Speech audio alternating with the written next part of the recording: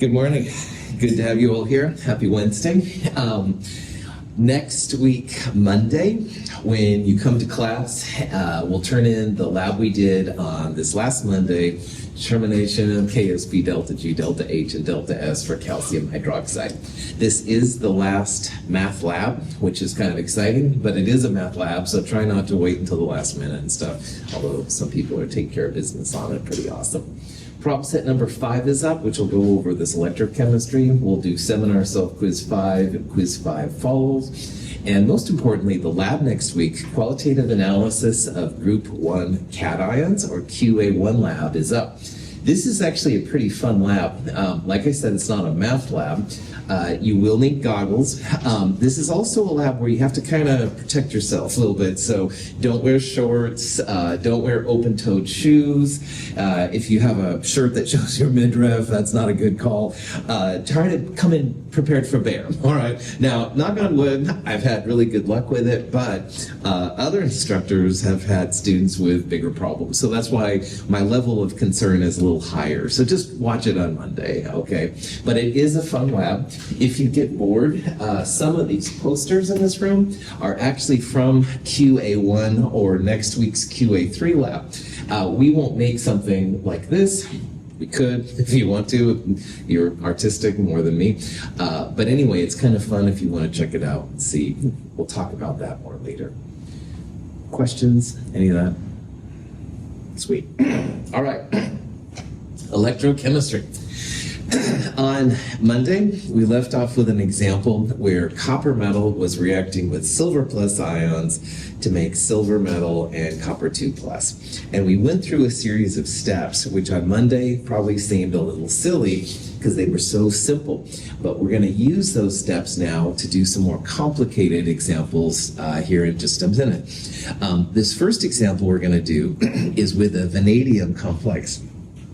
Vanadium is named after a Swedish goddess of beauty, and where that comes from is vanadium makes just a whole bunch of different colored solutions that are pretty cool. You can have many different colors of vanadium happening. So in our example, we're going to start with this VO2 plus, which is kind of a yellow. We're just going to talk about how it goes to this kind of light blue thing, and you can do it with zinc, and if you keep blasting it on further, you can make other colors and stuff like that.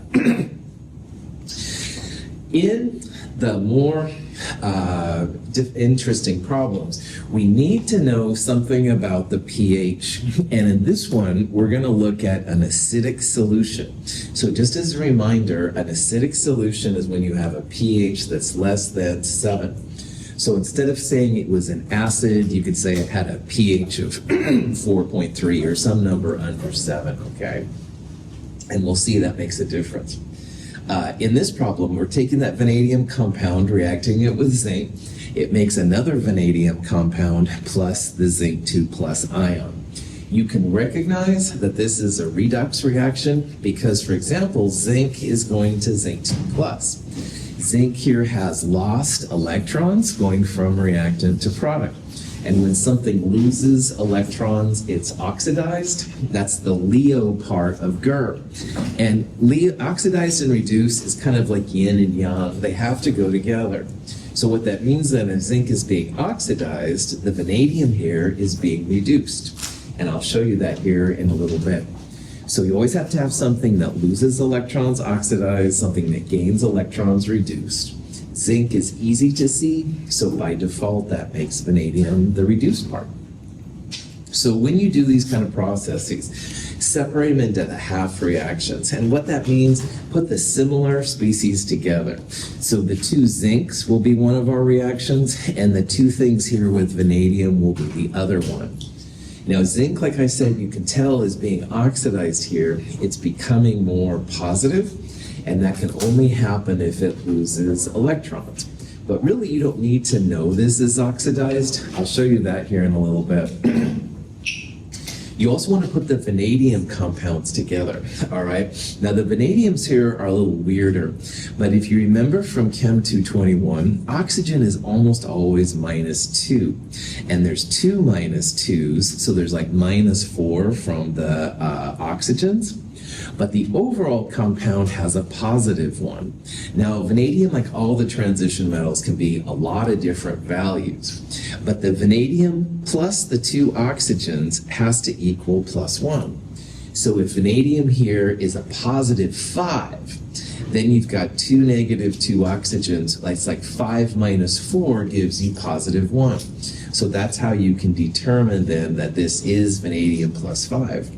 And likewise over here, we don't know vanadium, but again, oxygen almost always -2.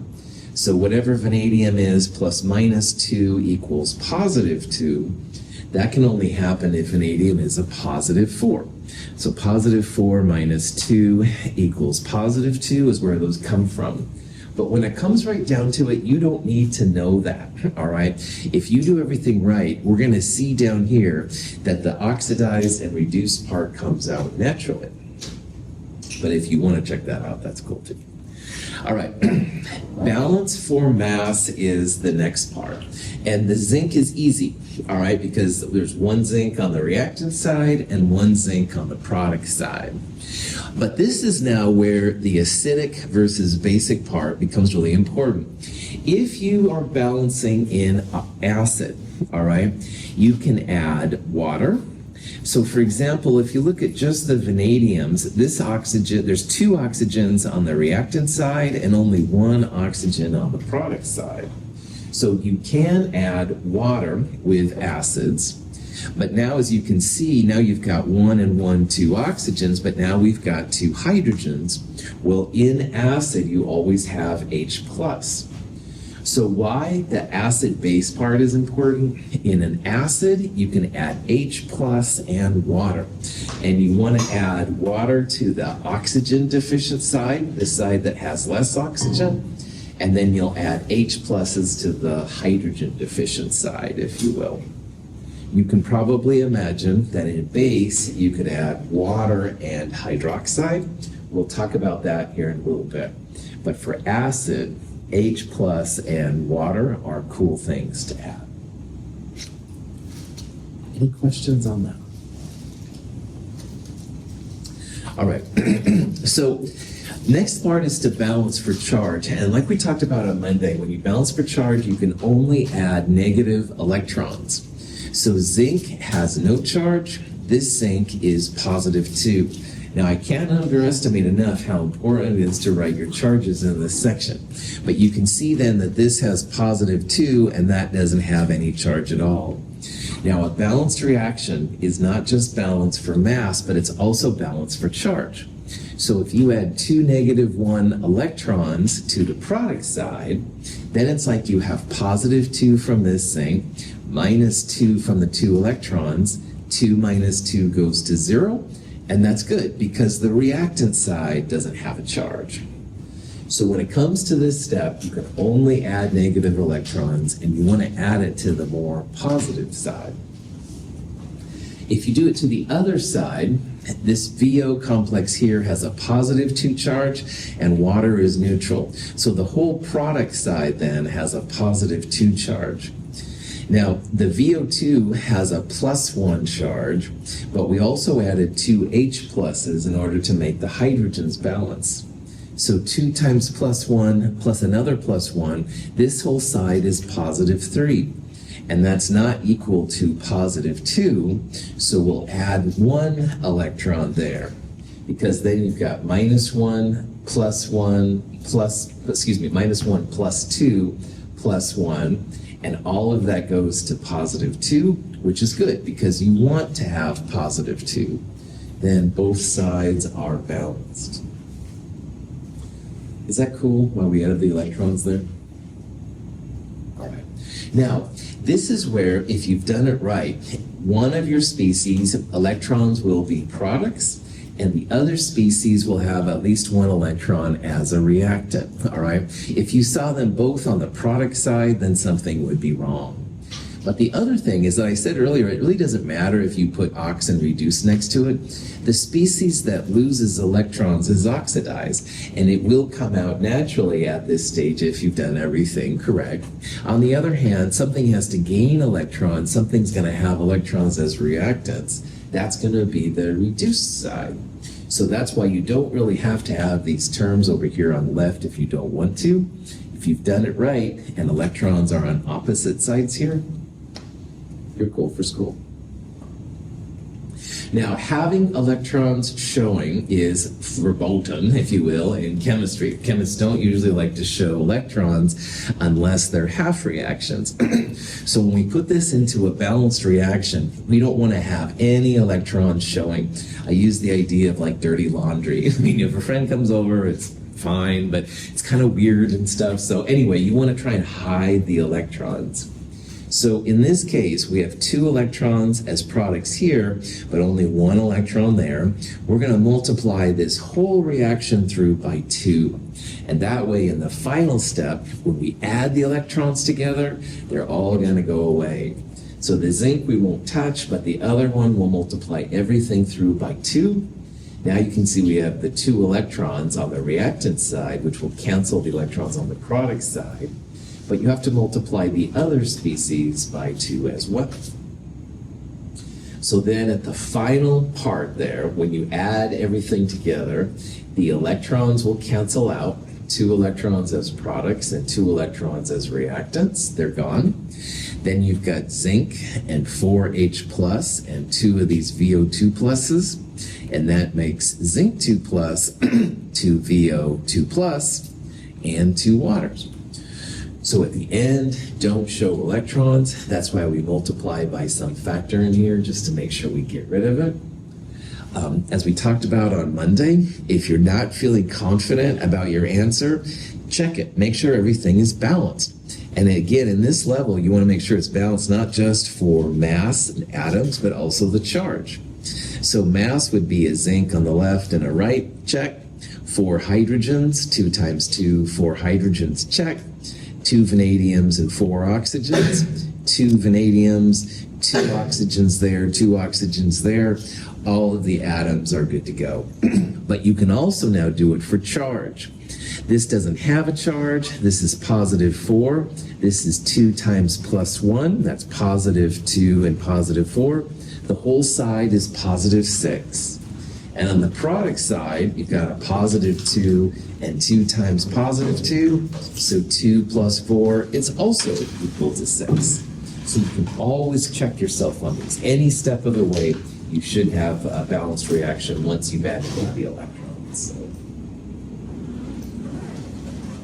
any questions on that? Okay. Balancing things in acids are not too hard. Just remember you can add H plus and water when you do it.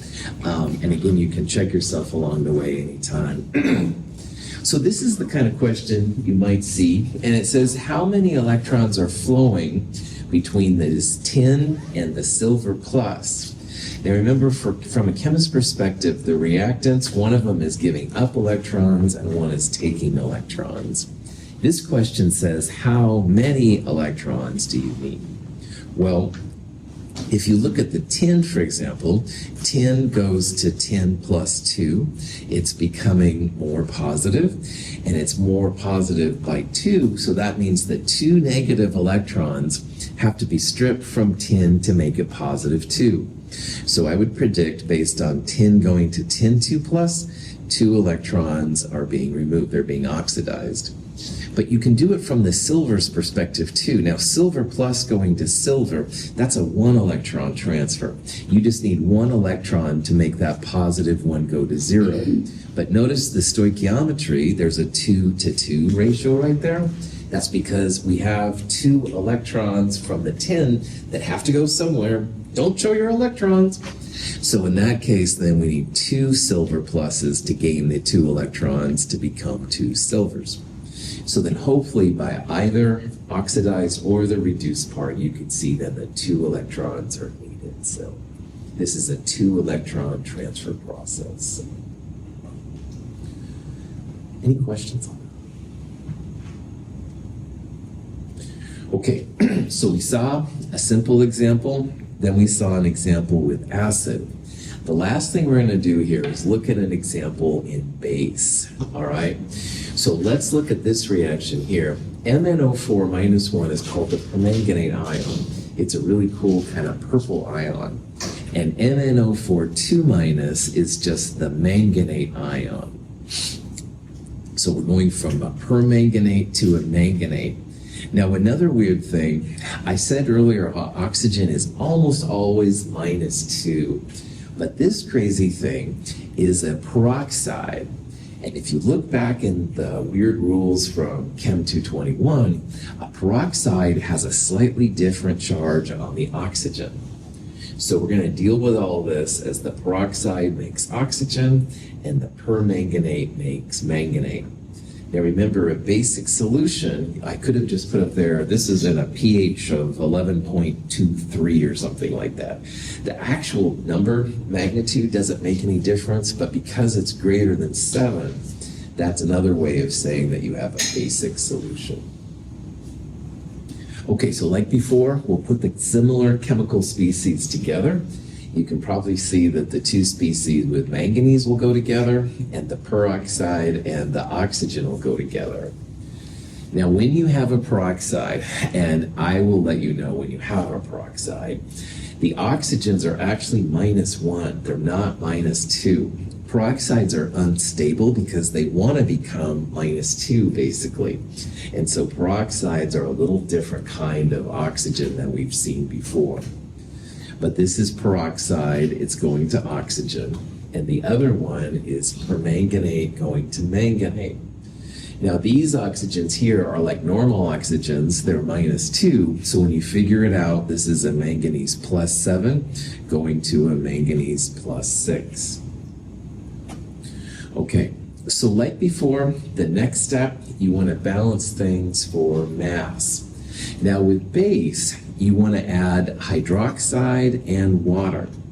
So the permanganate is easy because they both have 1 manganese and they both have 4 oxygens. So we don't need to add anything to the permanganate and manganate reaction. They're already good to go. But you can see with this crazy peroxide going to oxygen, there's an extra hydrogen there. And so this reaction is not balanced for mass. So when you balance in base, you add water to the hydrogen deficient side because water has 2 H's for every 1 O. So it feels weird because we only had 1 hydrogen here and now we have 2 hydrogens, but this is the way this stuff works out.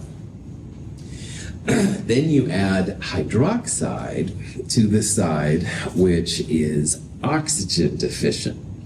So by having water on this side, we added an extra oxygen, but by adding hydroxide, you can make the oxygens balance out. So let's do a quick recap here. 1, 2, 3 oxygens, and 1, 2, 3 oxygens, oxygens balanced. 1 + 1 hydrogens, 2 hydrogens balances 2 hydrogens. So you add, like I said, water to the hydrogen deficient side, and you add hydroxide to the oxygen deficient side. Now, serious prof hat off time. This has never worked for me. My mind gets all wrapped up and I can't figure out how this works. I say that water is the hydrogen deficient and hydroxide is on the oxygen deficient, but it freaks me out and I have to super think about it.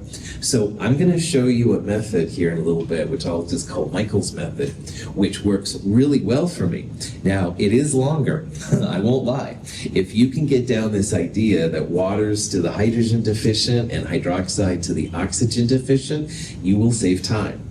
But it hasn't worked for me very well, so I will show you an alternative way to balance reactions like this that's a little bit easier, but it is longer. So just keep that in the back of your mind. But for right now, questions on what we're doing here? Okay, so now it's time to balance for charge. Hydroxide and this peroxide, -1, so there's -2 overall on the reactant side. Oxygen and water are neutral. So we need to add 2 electrons to make both sides have an overall -2 charge, and then we're good to go. And then for the other one, the manganate is -2 and the permanganate is -1. So we need to add 1 electron to the reactant side, -1 plus -1, -2 overall, makes this one -2 overall. And at this point, if you've done it right, one of the species will have electrons as a product and the other one will have species as a reactant. So that's why you could tell at this stage that when something is losing electrons, it's oxidized, and you can tell which side is being reduced because it's gaining electrons reduced. All right, so now we've got mass balance, we've got the charges balanced, we need to add them together, but you don't want to show those electrons. So the next step, we're just going to multiply that second reaction through by 2, because that way when we mix these two reactions together, the electrons will go away. But you want to multiply everything through by 2, so 2 permanganates and 2 manganates. And then finally, add them all up. All of your electrons should go away. You should have hydroxide and the peroxide and 2 permanganates, making oxygen and water and 2 manganates. I don't feel comfortable with this, so let's check it out. -1, -1, 2 times -1, -4 overall on the reactant side. Product side, 0, 0, and 2 times -2, -4. Both sides have an overall charge of -4. And likewise, 2 manganese on each side, 1, 2 hydrogens, 1, 2 hydrogens. You have 2 times 4, 8, 9, 10, 11 oxygens. Goodness. 2 times 4, 8, 9, 10, 11 oxygens. So everything is balanced for mass, everything is balanced for charge. Cool. Questions on that process? Okay. So again, the punchline with the faster way to do it is that you add water to the hydrogen deficient side and hydroxide to the oxygen deficient side. But for whatever reason, that blows my brain. I just can't seem to wrap myself around it unless I think like super hard. And I am the lazy chemist, so of course that freaks me out. So let me tell you about an alternate way to balance these reactions in base. Now this is a longer way, but it works really well for me. And you decide which way works best, and they're both going to be fine. But what I'm going to do is I'm going to first balance these reactions in acid, which I find easy to do, and then I'm going to neutralize in base with hydroxide. So let's go back to the original idea here, the original equation, which was this one right here. And like before, we're first going to write the 2 half reactions out. No big surprises there. But at the next step now, I'm going to pretend that I'm balancing in acid. Now in acid, you can use H plus and water. And to me, this makes a lot more sense. So permanganate to manganate, we're not going to change that. But up here, this side is missing a hydrogen. We're just going to add an H plus. All right? So again, if this was a reaction that was done in acid, perfect. All right? We're not in acid, we're in a base, but we'll take care of the acid here in a little bit. I'm pretending that we're, if you will, in acid right now. If we needed to, we could add water as well as H plus, and again, we'll come back and neutralize it here in a little bit. Any questions on that? Okay. So next thing, add the charge like before. -1 here, +1 there. -1 is certainly different than +1. You have to add negative electrons. So -2 from 2 electrons plus 1 gives you -1. That's what you would do to balance the charge. And the other one, like before, we'll add 1 electron to the reactant side to make both sides -2. And again, at this stage, one species should be losing electrons, i.e. electrons are products, and the other side, you'll have electrons as reactants. They're being reduced. Like before, when we combine the reactions, you don't want to show any electrons, so we're going to multiply that second reaction through by 2. That way, when we combine these together, the electrons will go away. All right. So again, similar to what we did last time. And then the last step for the acid part anyway is we'll just combine these two reactions together. And when you do that, the two electrons go away. You have the weird peroxide and two permanganates, making oxygen and hydrogen and two manganates. And again, you can check it for being balanced in charge and mass, and it is. That's great, but this is for a pH less than 7, all right? And that's not what we've got. We've got a pH greater than 7. So what we're gonna do now is we're gonna neutralize the H+. And remember, all the acids and bases, H plus OH minus makes water, all right? So for every H plus we have, we're gonna add an OH minus because those two will combine to make water. But if you add hydroxide to the product side, you have to add it to the reactant side. So you're gonna see that it's gonna end up with the same equation. It's just a little different way of kind of figuring this out. So again, the punchline here is that for every H plus you have, you need to add a hydroxide. And if you add something to the product side, you bet you've got to add it to the reactant side. It's like math. You can add X to both sides if you want to. Now for chemists, why that is cool is because H plus OH minus has a KW that's roughly 10 to the positive 14. Very, very product favored. And what that means is those two will combine to make water. So at the end of the day now, all of the H plus is gone. We've got hydroxide back. And if you look back, this is the exact same equation we had before. So the reason why I use this myself a lot, all right, is I find it really easy to balance things in acid, H plus and water. It seems to be pretty chill. But then at the end, I have to go back and add a hydroxide for every H plus to neutralize that. I end up with water. And if you add it to one side, you have to add hydroxide to the other side. So you decide which way is better, and I don't care which way you think is better. There is a handout that talks about this in more detail, so you can check it out if you want. Any questions? All right, so number one thing to do when balancing these redox reactions, look at your pH. If pH is less than 7, you're acidic. Maybe it'll say acidic, maybe it'll just give you a pH. If pH is greater than 7, that's basic, good to go. You don't want to add anything but H plus and water if you're in acid, or hydroxide and water if you're in base. So don't add other kinds of things, all right? It's usually not cool.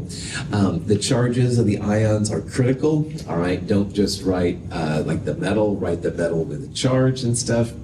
And above all else at the end, if you ever want to check your work, it's awesome because your final equation should be balanced for both atoms and charge. And if they're not, you can go back and kind of see what's happening. This isn't too hard of a thing. I find these problems kind of fun, but again, look who's talking, all right? Hopefully it'll be something that's no big deal, but if you have any problems, let me know. So,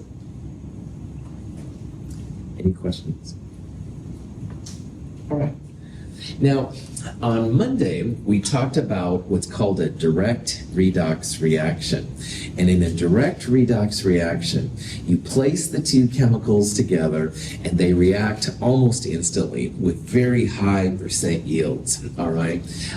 This is an example of what we did in the empirical formula lab in Chem 221, if you did it with me. We basically took a piece of zinc metal, we put it in some copper 2+ ions, some copper metal, red kind of solid, formed right on the surface of the zinc. And in the process, the zinc metal became zinc 2+. It lost 2 electrons, and those 2 electrons went to the blue copper 2+ to make copper metal. Now, direct redox reactions are awesome, very high percent yield. We can't control the current, but that's okay. Also on Monday, we talked about what's called a galvanic or a voltaic cell. Galvanic and voltaic cells are just electrochemical cells that work, all right? It's like a battery that when you put it in, like something happens. And that may sound really dumb, but sometimes we're going to talk about batteries when you put them together and nothing happens. Those are called electrolytic cells. So galvanic and voltaic just means you put them together and they start to react. A battery that works. The electrolytic ones don't work. So anyway, in this direct redox reaction, we had zinc going to zinc 2 plus. The copper 2 plus gained 2 electrons to become copper. Reduced means gain electrons reduced. It's also called the oxidizing agent. Zinc loses electrons as being oxidized, also known as the reducing agent. Questions on that? Okay, so direct redox reactions are really powerful if you want to make a chemical that's in the formation part, but there's no usable current. Now again, in our world, we're so used to having electrical outlets, you can just plug things in, and that electricity comes from wind power, water power, oil power, wherever, okay? But you can create current as well from a chemical reaction. These are called indirect redox reactions. And this is an example of how we as chemists could set up like a battery, all right? And in this particular version, excuse me, we have a piece of copper metal. The copper metal is in copper 2 plus solution. And it's in like a beaker, if you will. And on the other beaker, we have, in this case, it's silver metal here, and silver plus ions, all right? But the difference between the last example, where we just put everything together, is now we have, if you will, like a piece of copper wire, and it's going from the copper to the silver. And we also have in the middle what's called a salt bridge, all right? And a salt bridge is usually some kind of seaweed-like substance. Here they claim it's sodium nitrate. It's something that conducts ions apart. So this is pretty cool, whoever figured this kind of stuff out. What's happening here is the copper metal is turning into copper 2 plus ions. And as it turns into copper 2 plus, electrons are generated. And the electrons are going from the copper to the silver. So you can see there's like a flow of electrons. And by the way, look at the signs here. This is the negative part and the positive part. Electrons are negative. They don't want to be around other negative things. They're going to repel.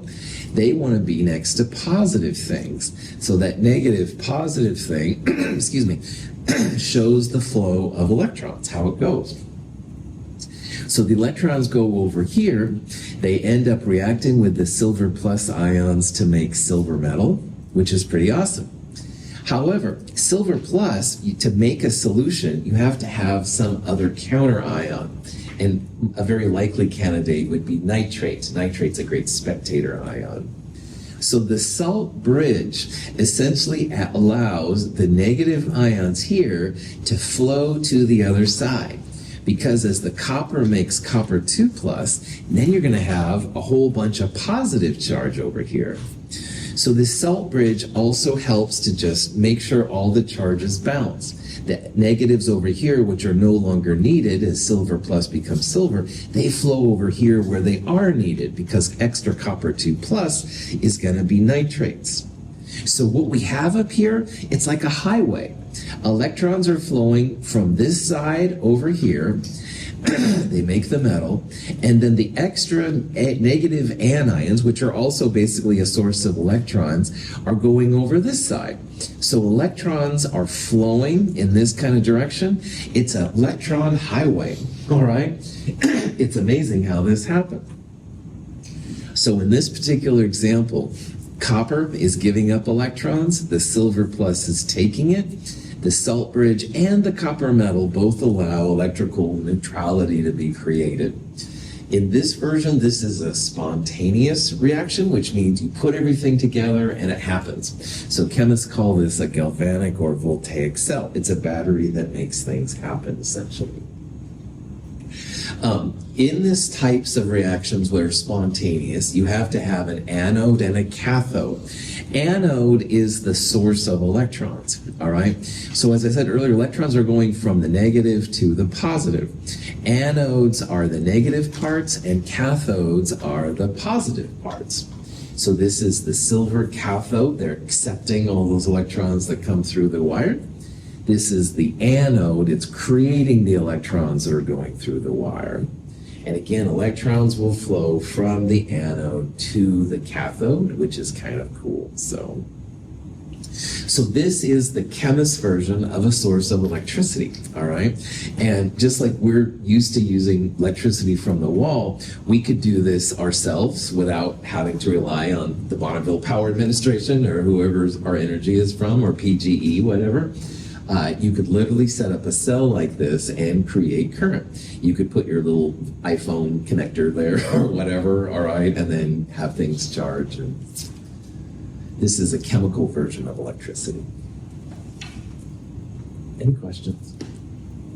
Okay, so we're going to talk about this a lot and talk more about what these pieces are. Let's go back to the idea of agents, though. If you see an agent, reducing agent or oxidizing agent, it's the opposite.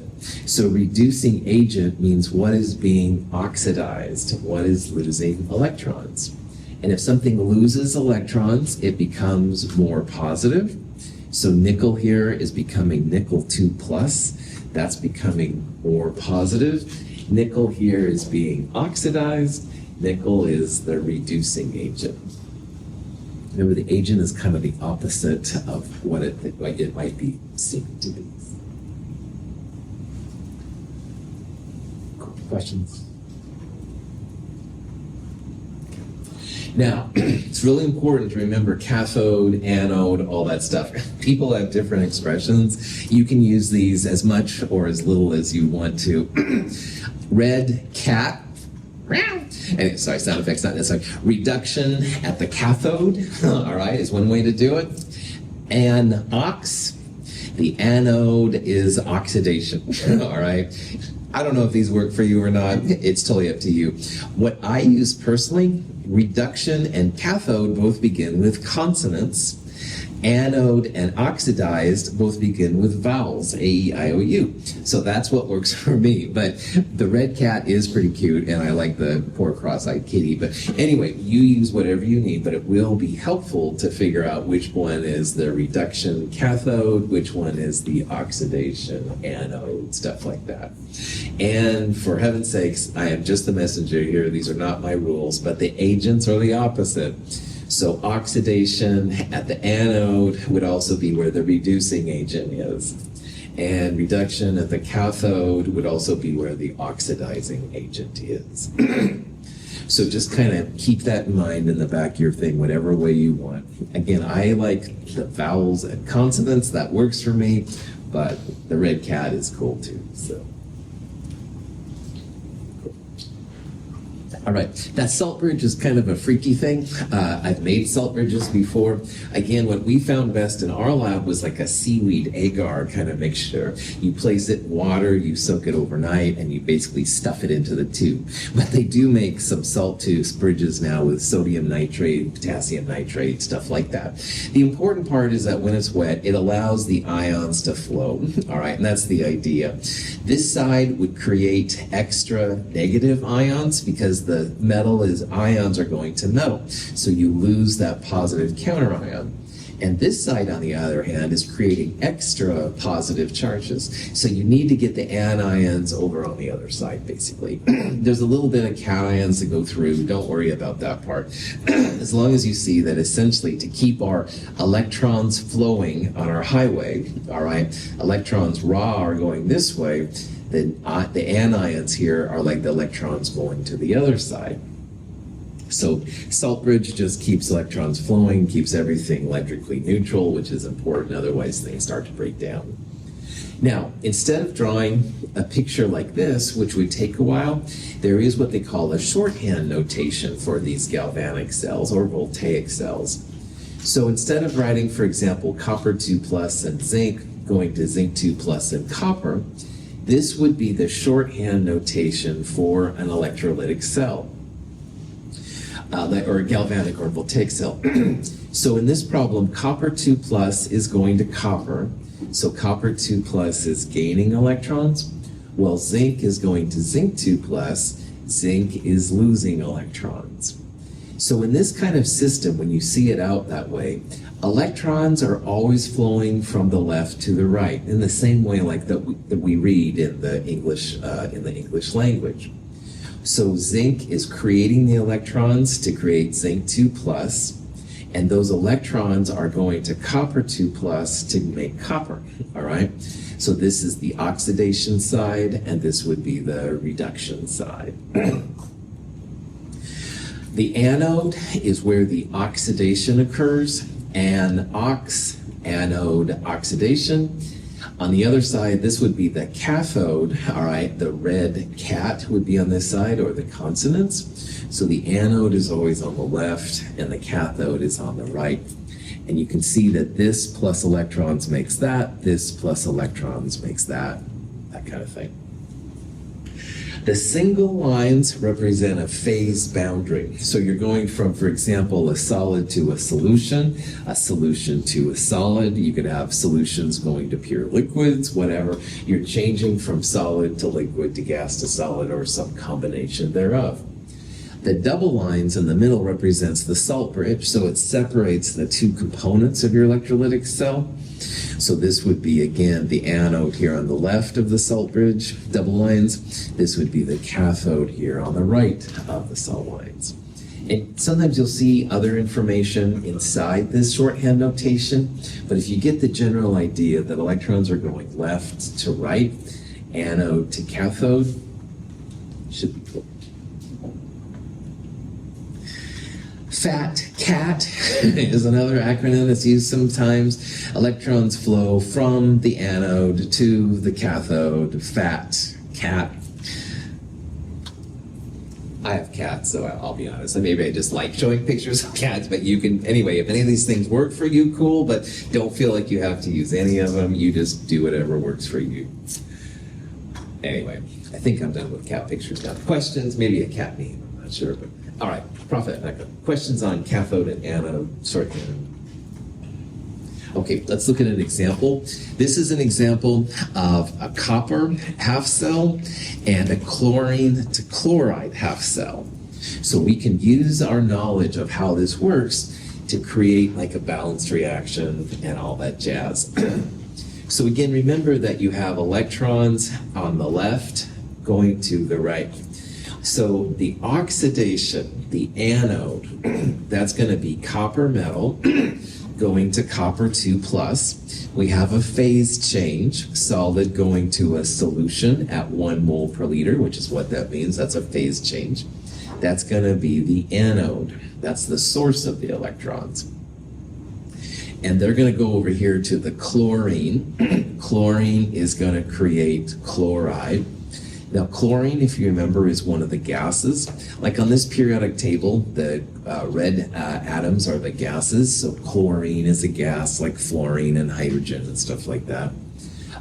We have a gas going to a solution, moles per liter would be in water. But the problem with a gas and a solution is that you have no way to transfer electrons. So if you see some random metal put on the end, platinum is common, nickel, palladium, that's just a way to get the electrons to the chlorine to make the chloride.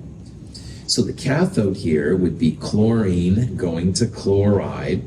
Balance the number of atoms here, 2 electrons, blah, blah, blah. The concentration is for the chloride. The pressure of the chlorine gas would be 1 atmosphere. And again, that platinum there is just to get the electrons to the chlorine gas so you can make chloride in the solution. And again, it could be nickel, it could be palladium, there's copper once in a while, although not as often. Any of those kind of things would be fine. Questions? Palladium and platinum especially are pretty inert. They don't usually react with anything. They're harder to get to react anyway. So that's why they're used sometimes.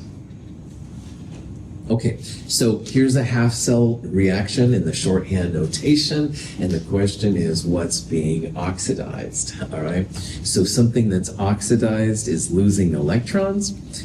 Zinc going to zinc 2 plus. Zinc here is losing 2 electrons. This is the anode.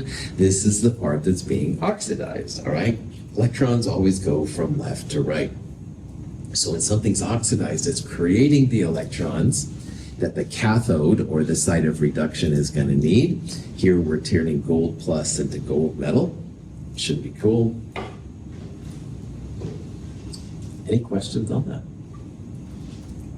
You can do some really cool chemistry with gold, but of course it's hyper expensive. So they never let me next to the gold. But anyway, there are chemists and stuff that do really cool things. Gold's a great catalyst and stuff, but of course you have to have the funds to buy the gold. And boy, your waste, you want to collect all of it because you don't want the gold ions to go down the drain. Anyway, let's move on. All right, so next thing we're going to talk about is why some reactions happen and some reactions don't happen in terms of electrochemistry. And this is a waterfall, as you can see. I have never seen water go from the bottom to the top, all right? I've always seen water go from the top to the bottom, all right? And I think that's a duh, but I just wanted to point it out. In chemistry and physics, the water at the top would have a high potential energy. You've got the potential to fall. And at the bottom then, when it's just sitting there, it would have a lower potential energy, all right?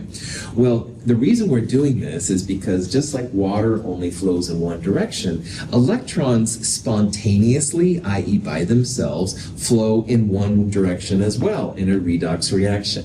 And it will go from some higher potential energy to some lower potential energy. So we're going to talk about how scientists can predict which way the electrons will flow and stuff like that.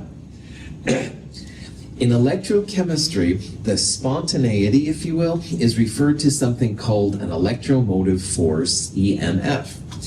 This is also known as a cell potential, E cell, and this is measured in volts. So if you've ever done things with electricity or in physics, you'll know that volts are really important. It's basically like the power of a system, kind of. Well, all of these reactions have an EMF, a cell potential associated with them. And we're going to see that that number that's associated with it will tell us if it's at the top of the waterfall or the bottom of the waterfall. Now, if Jaden and I really wanted the water down here to go up here, we could build some kind of a water pulley system and we could get it up there. It wouldn't happen by itself, but if we wanted to, we could. And even if we have a E cell value, a volts value, which isn't very acceptable, we can make things happen. And we'll talk about that here in a little bit, how we can make it go. So in your problem set and or online, you'll find tables that look something like this, all right? And these values over here on the far right, these are the cell potentials, all right? And they're all measured in volts. And the types of tables we're going to look at, first of all, they're all reductions. So remember, when something's reduced, it's gaining electrons. So all of these examples here have electrons as a reactant, all right? So that's why they call them reduction potentials. They're all listed as reductions, and these are the potentials, the potential energy, if you will, of the system. The little zero right there, like we've seen with other thermodynamic things, means it's standard conditions. So for all the thermal stuff, standard conditions is 25 degrees Celsius. You would be at about 1 mole per liter, 1 atmosphere of pressure, stuff like that. And if you look in the exact middle of a table, you'll almost always find something with a cell potential of 0. And this crazy thing is called the standard hydrogen electrode, the She electrode. And if you think about length, for example, somebody had to come up with the idea that this is a meter, all right? And then there's centimeters and millimeters, but they had to define like a standard unit of length, all right? And from a meter, you could find nanometers and kilometers and all that kind of stuff. Well, in electrochemistry, scientists got together and they decided to describe H plus going to H2 gas. It's kind of hard to see on this one, sorry.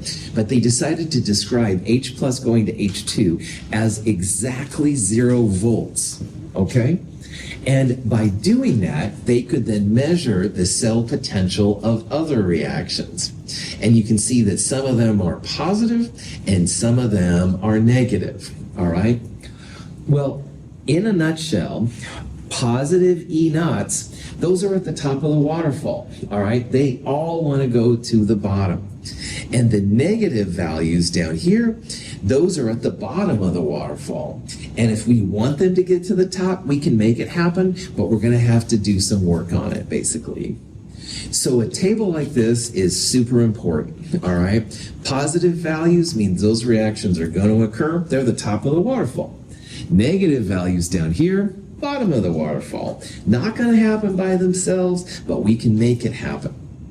Now, you go to Google, you might see oxidation potentials, you might see them listed by chemicals. Those are way too confusing when you're learning this stuff. So I highly recommend that you look at just tables of reduction potentials that are listed from most positive to most negative. It'll make a lot more sense, but you will find other values out there.